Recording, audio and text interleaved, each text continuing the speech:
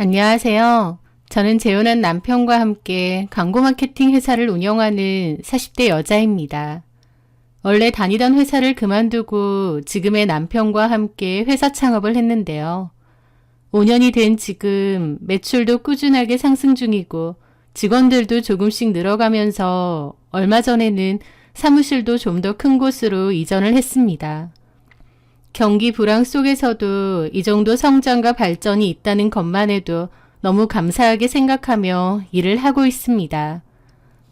저희 남편은 저에게 남은 평생을 함께할 동반자이자 사업 파트너이고 또 가장 친한 친구기도 합니다. 물론 한 번씩 의견이 안 맞아서 다툴 때도 있지만 그래도 서로를 가장 믿고 의지하며 잘 지내고 있어요. 사실 저는 이 결혼이 두 번째 결혼이고 첫 번째 결혼이 실패로 돌아갔을 때 다시는 결혼할 생각이 없었습니다. 첫 번째 결혼에서의 배신감과 상처가 너무 컸기에 앞으로는 그 누구도 믿을 수 없을 것 같았죠. 그런데 그런 저에게 지금의 남편이 나타났고 많은 고민 끝에 두 번째 결혼을 한 건데 지금은 너무 만족하며 행복하게 잘 지내고 있습니다.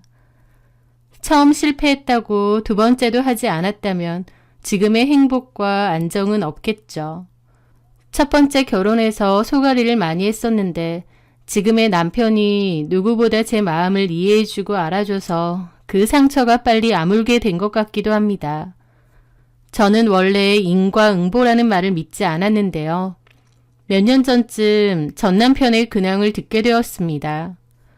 꽤나 놀라운 근황이었는데 사실 통쾌한 기분이 더 컸습니다. 여러분에게 우여곡절이 많았던 지난 첫 번째 결혼 사연에 대해 이야기해보려 합니다. 첫 번째 결혼을 했던 전 남편과 저는 연애는 3년, 결혼은 6년 정도였으니 거의 10년 가까운 세월을 함께했던 사이였습니다. 연애할 때 저는 회사원이었고 그 사람은 대학원을 다니며 교수를 목표로 하고 있는 사람이었습니다. 제 주변에서는 직업도 없고 돈도 없는 가난한 대학원생과 뭐하러 사귀느냐고 저를 말렸지만 저는 그 사람의 인간성과 가능성을 믿었습니다. 비록 돈은 없고 미래도 불투명했지만 순수하고 착한 사람이었어요. 그리고 자신의 미래를 위해 노력하는 성실한 사람이었죠. 저는 그런 점이 좋았습니다. 연애하는 동안 데이트 비용도 제가 주로 냈고 그 사람 필요한 옷이나 신발, 책 같은 것도 제가 많이 사줬어요. 누군가는 저에게 호구라고 할지언정, 헌신하면 헌신짝 된다고 경고할지언정, 저는 그 사람을 믿었고 사랑했고 저의 행동들이 희생이라고 생각지 않았습니다. 그 사람 역시 늘 저에게 너무나 고마워했고 제가 자기 인생에 나타난 한 줄기의 빛 같은 존재라고도 했어요. 사실 그 사람은 본가도 형편이 좋지는 못했습니다. 그래서 대학원이고 뭐고 당장이라도 취업해서 먹고 살 기반을 닦아야 할 사정이었지만 교수에 대한 꿈이 확고한 사람이었죠.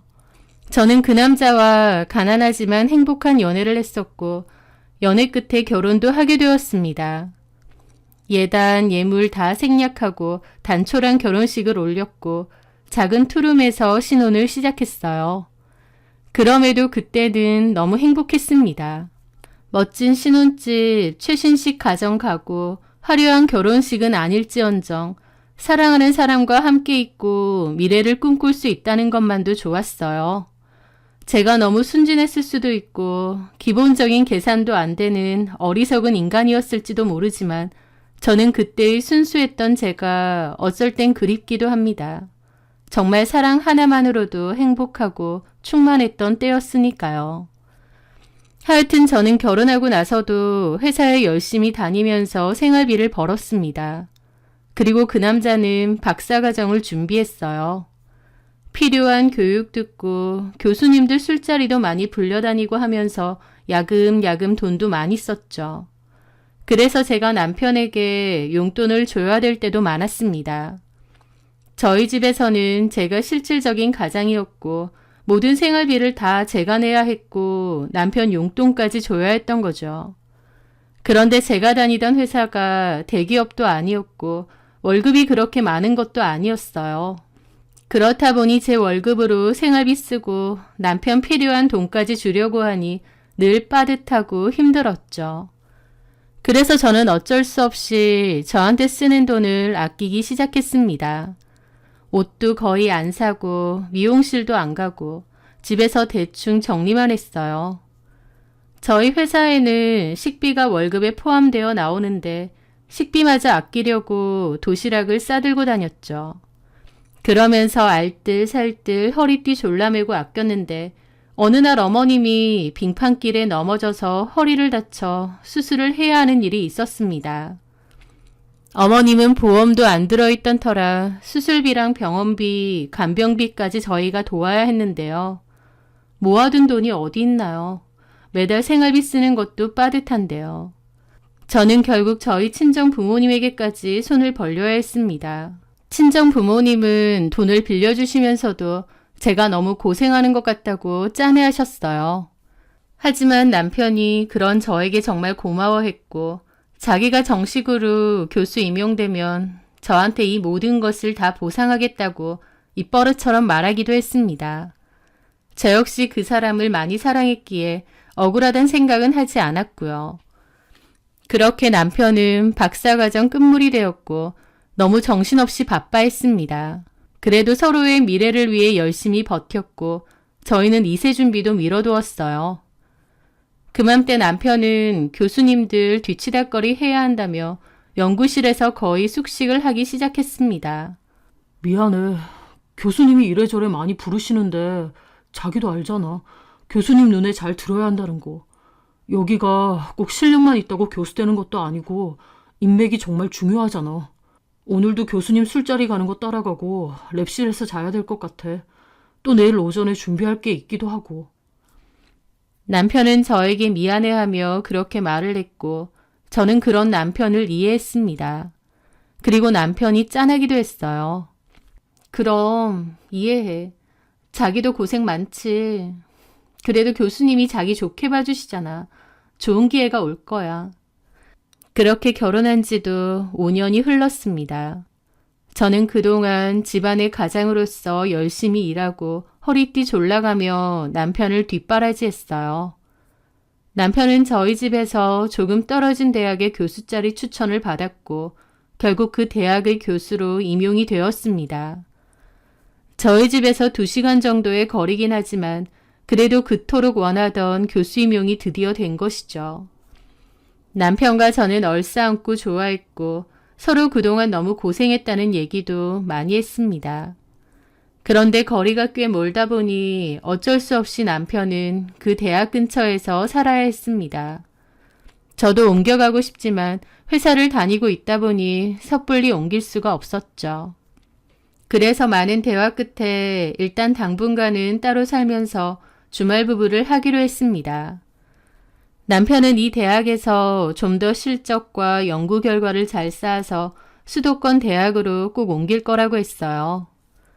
저도 주말 부부로도 얼마든지 잘 지낼 수 있을 거라며 천천히 2세 계획도 가져보자고 했죠. 남편이 드디어 교수가 되었으니 천천히 2세 준비를 하고 제가 임신을 하고 나면 그때는 다니던 회사를 정리하고 남편 옆으로 가도 될 것 같았거든요. 남편도 좋은 생각이라고 했고 그렇게 하자고 했습니다. 그렇게 남편은 가기로 한 대학교 근처에 집을 하나 구했습니다. 그리고 저를 보러 주말마다 집으로 오겠다고 했죠. 제가 가도 된다고 했는데 남편은 그런 고생까지 시킬 순 없다면서 자기가 온다고 했어요. 그렇게 남편과 저는 떨어져 살면서 주말 부부로 지냈습니다. 초반에는 남편이 바쁜 와중에도 주말에는 꼬박꼬박 왔어요. 연구도 해야 되고 강의 준비도 해야 되고 이래저래 바쁠 텐데도 그래도 열심히 집에 왔고 저는 주말이 늘 기다려졌습니다.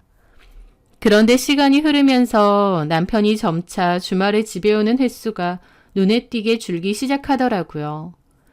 일이 너무 바쁘다는 핑계를 대고 주말에도 쉬지도 못한다고 하면서 안 올라오기 일쑤였고 제가 내려간다고 해도 극구 사양했습니다.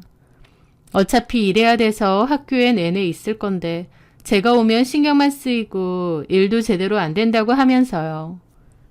처음에는 이해했지만 나중에는 아예 안 내려오고 연락도 뜸해지니 저로서는 속상하고 서운할 수밖에 없었습니다.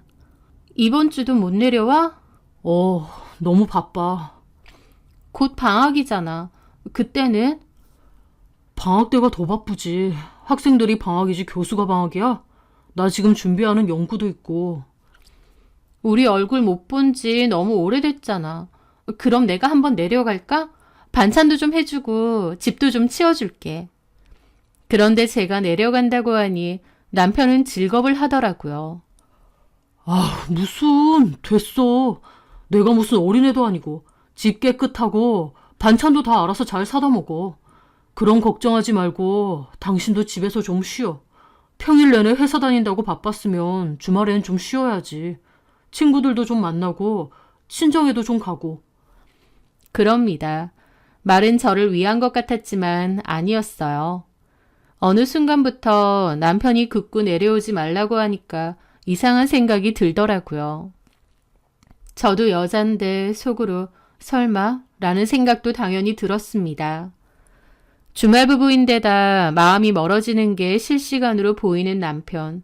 게다가 집에는 절대 못 오게 하고 솔직히 의심스러울 수밖에 없는 상황이었습니다. 게다가 저를 더 속상하게 하는 건 남편이 갑자기 딩크를 하자고 하는 거였어요. 남편도 분명 교수 임용이 되고 나면 아이를 가지자고 했었는데 이제 와서 딩크로 살자고 하는 것이었죠. 가뜩이나 주말 부부로 따로 사는 데다 그마저도 일 핑계로 잘 오지도 않는데 딩크까지 하자고 하다니 이게 남이지 어떻게 부부인가 싶더라고요. 그것 때문에 남편과 부부싸움도 좀 했습니다. 제 입장에선 너무 억울하고 섭섭하더라고요. 그러다가 한 번은 크게 싸우는 일이 있었어요. 저도 남편에게 쌓인 게 많았죠. 그런데 그 싸움 이후 남편은 일주일이 넘게 전화 한 통이 없더군요. 남편에게 너무 서운했고 안 풀어도 상관없다는 건가 싶기도 했습니다. 하지만 더 사랑하는 사람이 지고 들어가는 거고 제가 먼저 풀기로 했어요. 그런데 제 전화를 잘 안 받더라고요. 단단히 삐졌구나 싶었다가 아예 얼굴 보고 풀자 싶었습니다. 그래서 남편에게 말 안 하고 몰래 남편이 사는 집에 내려가게 되었어요. 사실 말을 안 하려고 안 한 게 아니라 남편이 연락을 안 받으니 할 수가 없었죠. 하여튼 그렇게 남편이 혼자 사는 집으로 도착하게 되었습니다. 비번을 알긴 알지만 그냥 초인종을 눌렀어요. 그런데 안에 사람이 없는 건지 조용하더라고요. 저는 비번을 치고 안으로 들어갔는데 정말 아무도 없는 겁니다.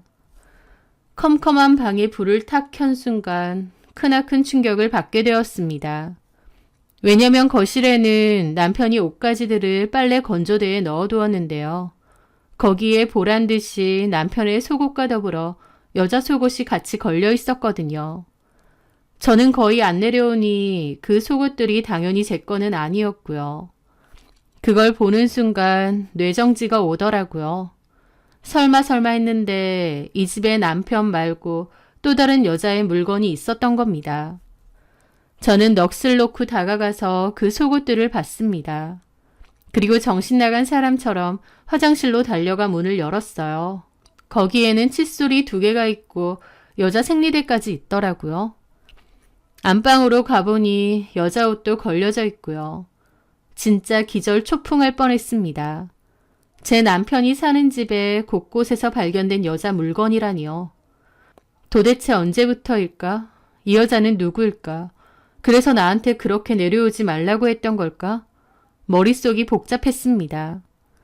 뭘 어떻게 해야 될지도 모르겠고 기절할 것처럼 어지럽고 정신이 없더라고요. 그렇게 망연자실하게 있는데 잠시 후에 비번 소리와 함께 남편과 그 여자가 들어오는 겁니다. 막 화기애애하게 장난치면서요. 제가 우뚝 서 있으니 남편은 놀라서 자지러지고 옆에 있는 여자도 소리를 지르더라고요. 그 여자는 한눈에 봐도 많이 어려 보였죠. 제가 갑자기 집에 서 있으니 둘 눈에는 제가 저승사자처럼 보였을 겁니다. 당신이 여기 어떻게... 저는 남편에게 달려가 울분에 차 싸대기를 날렸습니다. 그리고 남편 멱살을 잡고 막 흔들었어요. 그렇게 해야지라고 생각했던 건 아니고 그 꼴을 눈앞에서 보는데 눈이 횟가닥 돌더라고요. 그랬더니 그 여자가 옆에서 교수님 때리지 말라면서 말리고 있는 겁니다. 저는 그 여자 머리채를 잡았는데 그 여자가 살려달라 소리를 꽥꽥 지르고 남편이 저를 내동댕이 치더라고요. 그러면서 그 여자한테 괜찮느냐 어쩌냐 하는데 와, 그런 일을 직접 겪어보면 눈알이 막 돕니다. 입에서 온갖 쌍욕이 절로 나오고 사람이 딱 미치고 팔짝 뛸 것 같아요. 저는 주머니에서 폰 꺼내서 그것들 사진 찍고 그것들은 가리면서 찍지 말라고 제 폰 뺏으려고 하고 하여튼 완전 난리도 아니었죠. 저는 남편에게 네 뒷바라지 여태까지 해준 대가가 이거냐고 울부짖었고 남편은 저한테 누가 자기 뒷바라지 하라고 했느냐, 네가 좋아서 해놓고 왜 이제 와서 난리냐 하더라고요.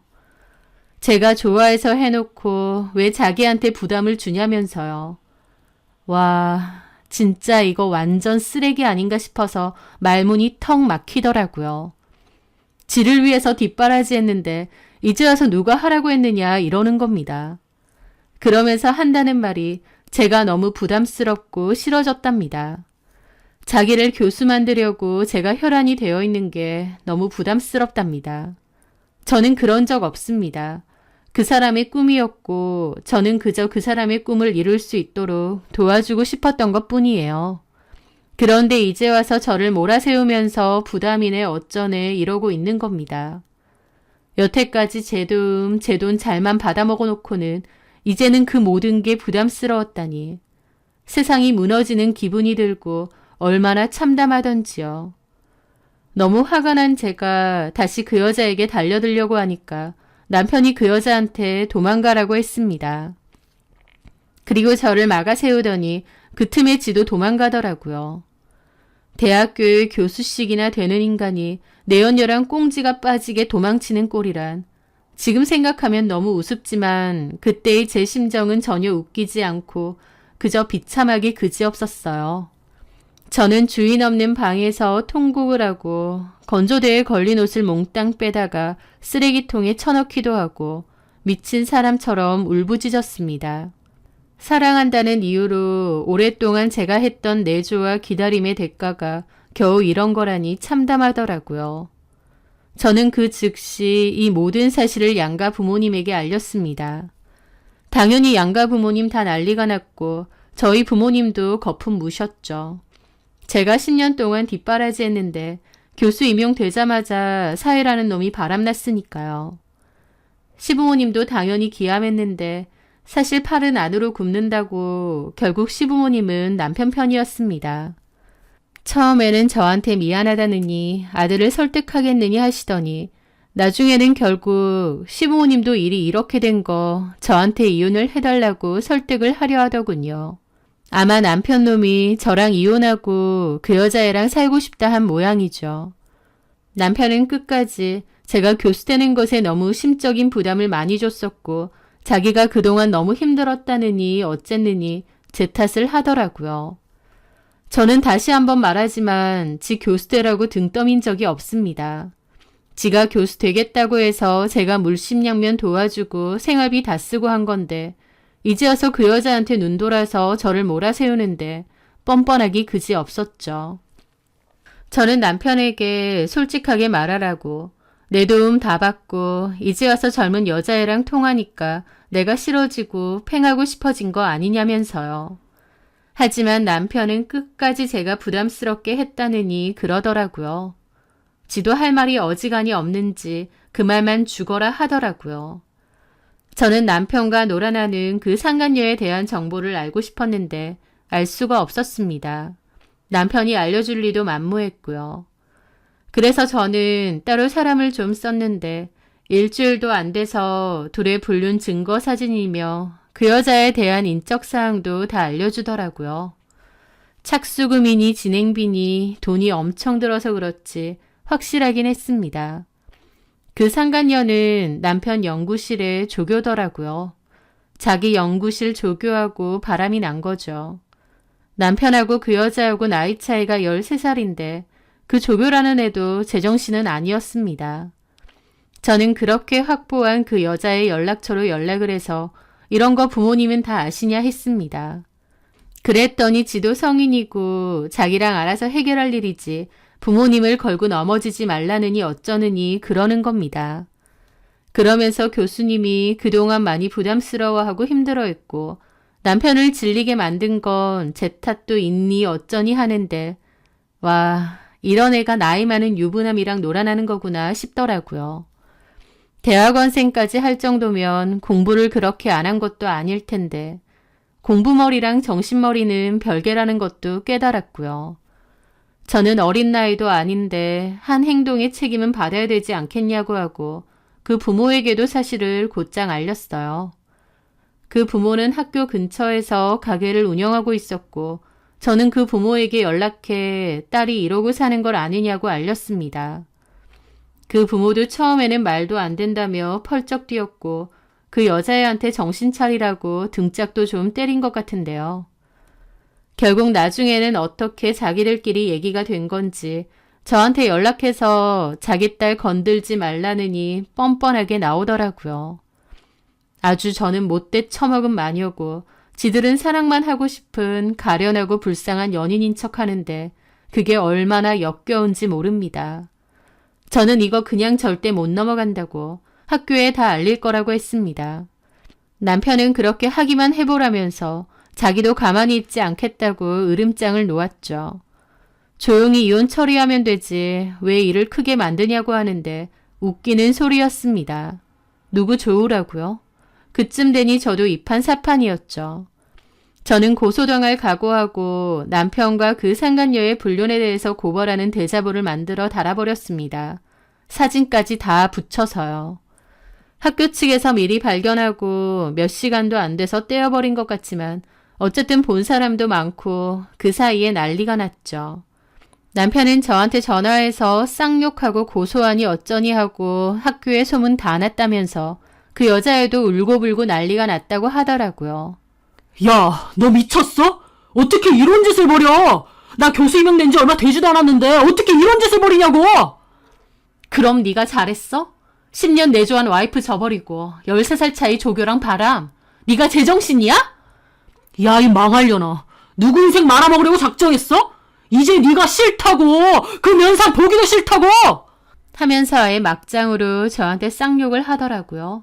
저는 오냐 해봐라 생각하며 들어주었습니다.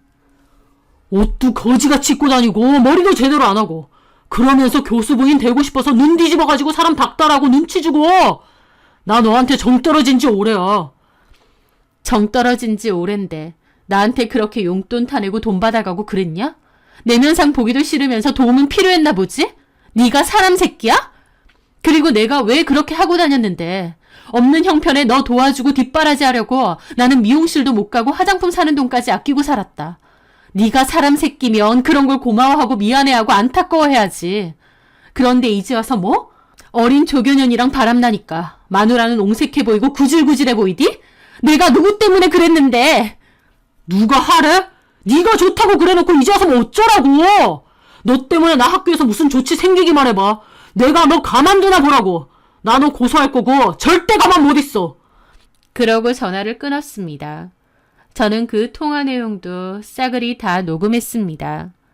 남편은 제가 대자보를 붙인 일로 학교 측에서 경고는 받았던 것 같은데 그렇다고 별다른 조치는 없었던 것 같아요. 학생들 사이에서 소문이 나긴 했지만 그냥 덮고 지나갈 생각이었던 것 같았죠. 그래서 저는 어차피 고소당할 거 어디 끝까지 해보자 생각하면서 그 통화 내용을 학교 인터넷 게시판에 올려버렸습니다. 고명석 교수와 조교의 불륜에 관한 통화 내용이라는 제목으로요. 이번에는 아예 통화 내용을 올려버렸기 때문에 그 파장이 엄청났습니다. 역시나 몇 시간 뒤에 삭제가 된 것 같지만 이미 그 사이에 일파만파 다 퍼졌죠. 남편은 그 일로 아예 교수 업무에 관한 정지가 된 것 같았고 학생들이 남편 수업을 보이콧한 것 같았습니다. 그 여자애도 소문 다 나서 나중에 들어보니 대학원도 그만뒀다고 하더라고요. 남편이 그토록 염원하던 교수 생활은 연명하기 힘든 꼴이 됐고 학교에서도 남편에게 수업을 주기 힘들다고 한 모양이었습니다. 남편은 그 일로 저를 고소했습니다. 저도 남편과 상간녀를 상대로 상간소송 진행했고요. 저는 고소당한 일로 법원 불려다니고 결국 벌금까지 물어야 했지만 별로 후회는 없었습니다. 그 정도의 분풀이는 해야 속이 시원하겠더라고요.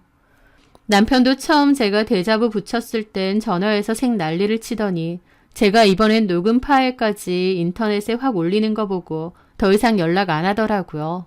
건드리면 제가 무슨 짓을 할지 모른다는 생각이 들었나 보죠. 하여튼 저는 그 후 상간소송을 진행했는데 그럼에도 이혼은 안 해주려고 했습니다. 누구 좋으라고요. 그러던 와중 남편 놈이 하루는 전화가 와서 질질 짜면서 그러더라고요.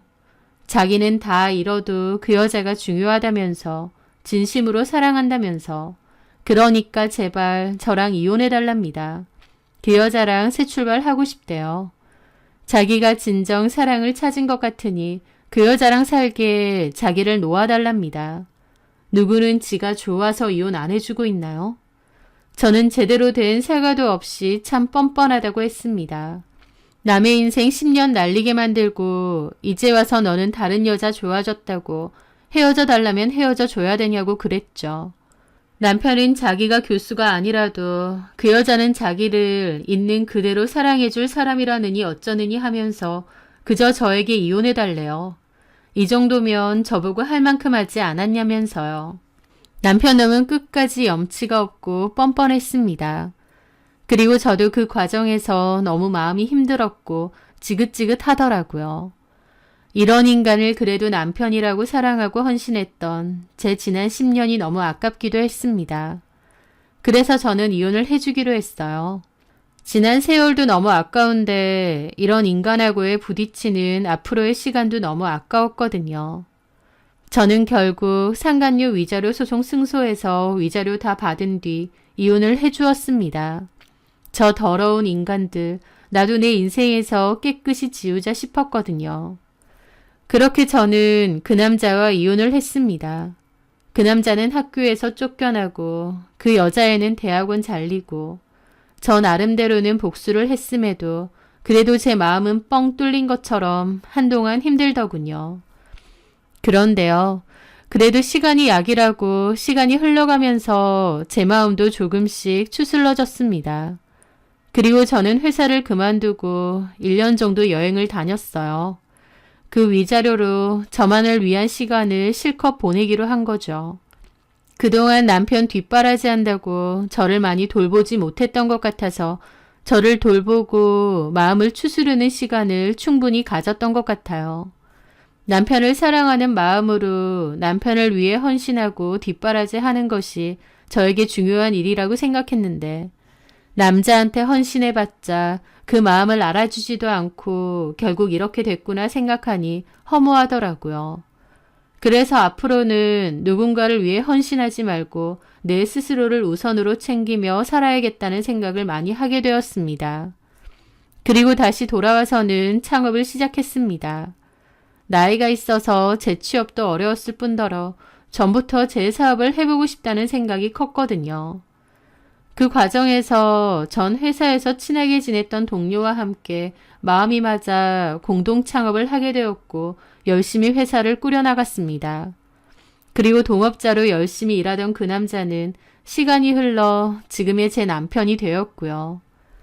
저는 전 남편에게 당한 배신감이 커서 재혼은 전혀 생각이 없었는데 지금의 남편에게서 전 남편에게서 볼 수 없었던 의리와 책임감을 많이 보게 되었고 결국엔 지금의 남편이 되었어요.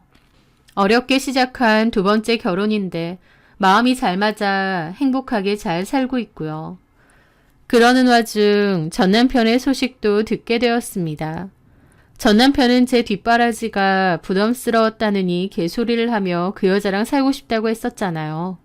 다 잃어도 그 여자만 있으면 된다고 하면서요. 저랑 이혼하고 바로 그 여자랑 재혼도 한 것 같은데 그때 일로 그 대학교 교수 자리 잘리고 다른 대학교로 옮겨서 강사 일을 전전했다고 하더라고요.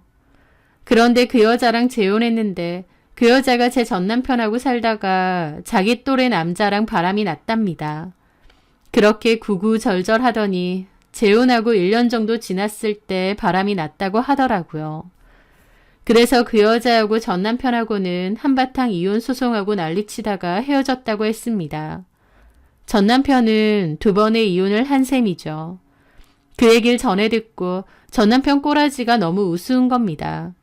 자기한테 부담을 주지 않는 여자라느니 그 여자랑 있으면 아무것도 필요 없다느니 저를 무슨 미저리 취급하고 이혼해달라고 했었잖아요. 그런데 그것들의 그 사랑이라는 게 얼마나 하찮은 것이었는지 재혼하자마자 그런 일이 있었고 전 남편은 2번째 이혼까지 하게 된 것이죠. 그토록 원하던 교수 임용 되자마자 딴짓하고 결국 손가락질 당하면서 학교에서도 쫓겨나고 사랑이니 뭐니 하더니 그 여자한테도 배신당한 처지가 되고 전 남편의 꼬라지가 얼마나 비참하고 우습던지요. 부부 사이에는 애정도 중요하지만 의리와 도의도 중요하잖아요. 본인 혼자서 잘나서 잘된 것 마냥 저와의 도의를 쓰레기통에 처박아 버리더니 그 마지막 꼬라지가 참 볼만하더라고요. 제가 지금 남편과 재혼해서 사업 잘 진행하면서 잘 산다는 건 전 남편도 들은 것 같더라고요.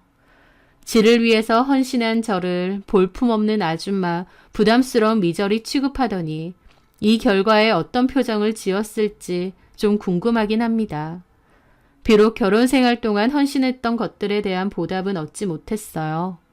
하지만 어쨌든 제가 할 수 있는 최선의 복수와 분풀이는 다 했던 것 같고 또 지금의 제가 행복하니 이거면 충분하다 생각합니다.